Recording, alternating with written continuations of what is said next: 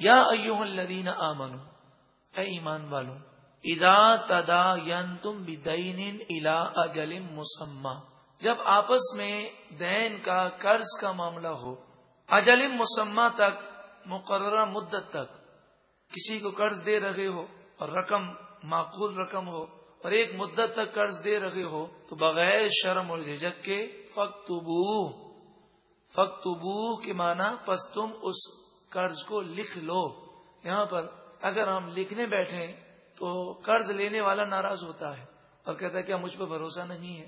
ہمیں اسے سمجھانا چاہیے کہ یہ لکھنے کا حکم اللہ تعالی نے دیا اور یہ مستحب ہے، تو ہم اس مستحب پر عمل کریں، برکتیں ہوں گی، آپ کو بھی فائدہ ہے، مجھے بھی فائدہ ہے، کہیں میں بھول نہ جاؤں، کہیں آپ نہ بھول جائیں۔ وَلْيَكْتُبْ بَيْنَكُمْ كَاتِبٌ بِالْعَدْلِ، اور چاہیے کہ لکھنے والا انصاف کے ساتھ لکھے اور ٹھیک ٹھیک لکھے۔ وَلَا يَأْبَ كَاتِبٌ أَن يَكْتُبَ كَمَا عَلَّمَهُ اللَّهُ، کاتب کو جیسا اللہ نے لکھنا سکھایا تو وہ لکھنے سے انکار نہ کرے جبکہ کوئی شرعی مجبوری نہ ہو۔ ہاں اگر مصروف ہو تو کہہ سکتا ہے میں تھوڑی دیر کے بعد لکھ دوں گا، وہ اس پر اجرت کا مطالبہ کر سکتا ہے۔ فَلْيَكْتُبْ، پس چاہیے کہ وہ لکھے۔ وَلْيُمْلِلِ الَّذِي عَلَيْهِ الْحَقُّ، سوال یہ کہ لکھوائے کون؟ تو قرآن مجید فرقان حمید نے فرمایا اور چاہیے کہ مقروض لکھوائے، جس پر حق آتا ہے وہ لکھوائے، تاکہ مقروض کو یاد رہے کہ میں نے اتنا قرضہ لیا ہے، اور وہ یہ نہ کہہ سکے کہ تم نے میری توجہ نہیں تھی، تم نے تو کچھ اور لکھوا دیا ہے، میں نے اتنا قرضہ تھوڑی لیا ہے۔ وَلْيَتَّقِ اللَّهَ رَبَّهُ، اور چاہیے کہ وہ اپنے رب اللہ سے ڈرے۔ وَلَا يَبْخَسْ مِنْهُ شَيْئًا، اور پورا ٹھیک لکھوائے، اس سے کسی چیز کو کم نہ کرے۔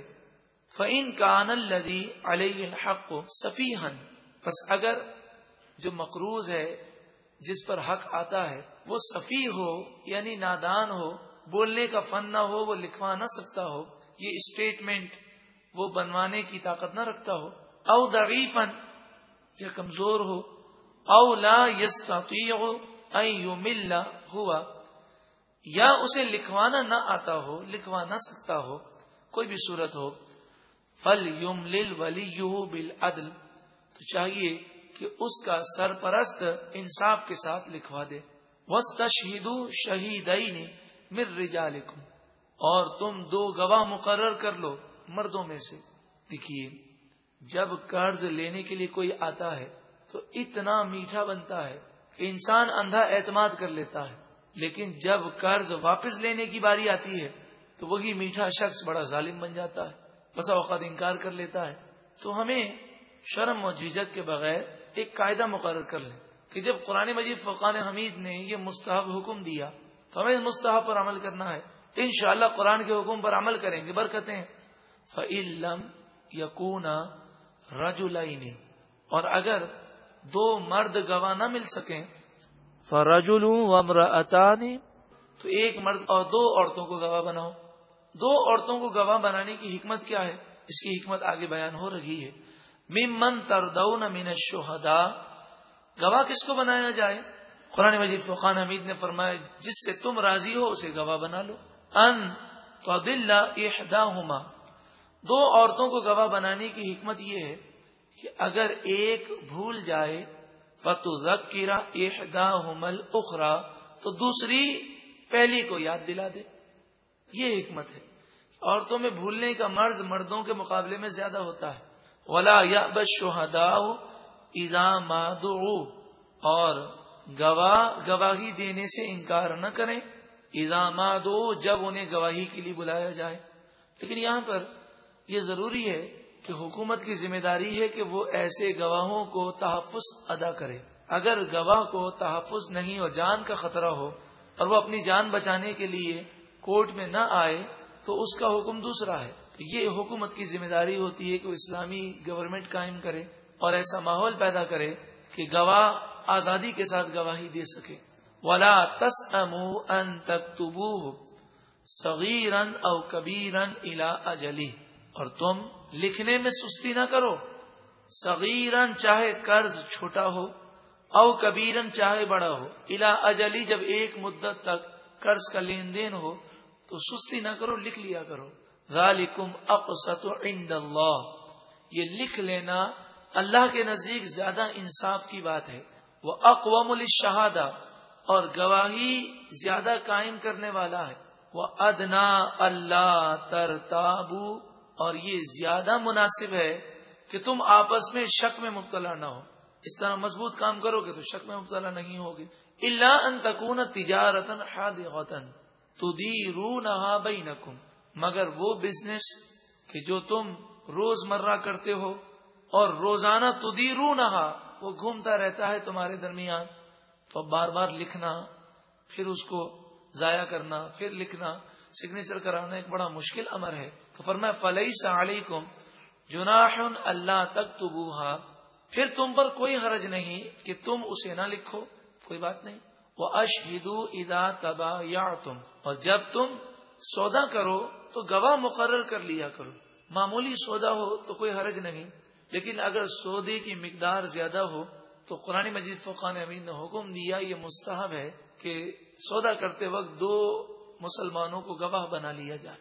ولا یضار کاتب ولا شہید، لکھنے والے کو بھی تکلیف نہ دی جائے اور گواہ کو بھی تکلیف نہ دی جائے.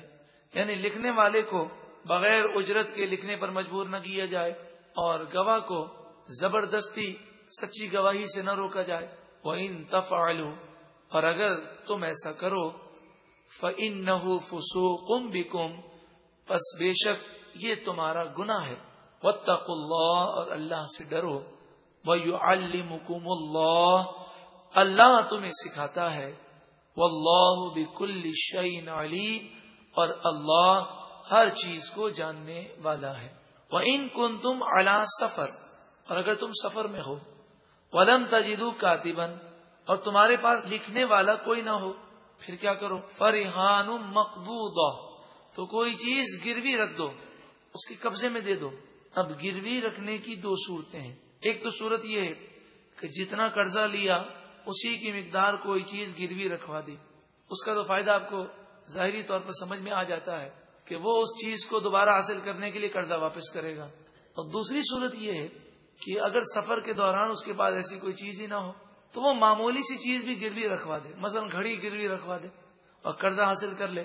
یہ فائدہ کیا ہوگا؟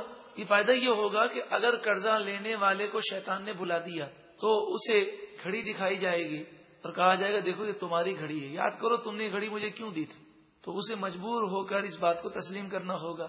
اور اس موقع پر اگر ہو سکے تو 2 گواہ بھی مقرر کیے جائیں.